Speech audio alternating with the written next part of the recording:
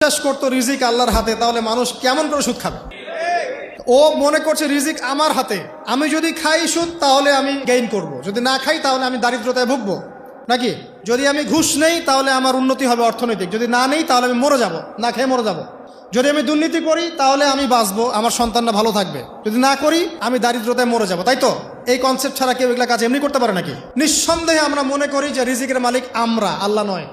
শুধু মুখের মধ্যে বলি যে রিজিকের মালিক আল্লাহ। রিজিকের মালিক যদি আল্লাহ হতো তাহলে আমি হালাল পথে থাকতাম এবং তাওয়াক্কুল করতাম যে আল্লাহ আমাকে যা রিজিক দিয়েছেন তা তো আসবেই, আসবে না? আসবেই। আপনাকে যদি আল্লাহ পাক, এটা কোন জেলা? লালমনিরহাট। লালমনিরহাটের 100 একর জায়গায় যত ধান হয়, এতগুলো ধান যদি আপনার আমল নামায় লেখা থাকে, মানে আপনার আমল নাম হচ্ছে রিজিকে, তাকদিরে আপনার তাকদিরে যদি লেখা থাকে যে আপনি 100 একর জমির ধান খাবেন তারপর মরবেন, আছে না লেখা? আচ্ছা, একটা দানা কম বেশি হবে? তা আপনি যদি আল্লাহর প্রতি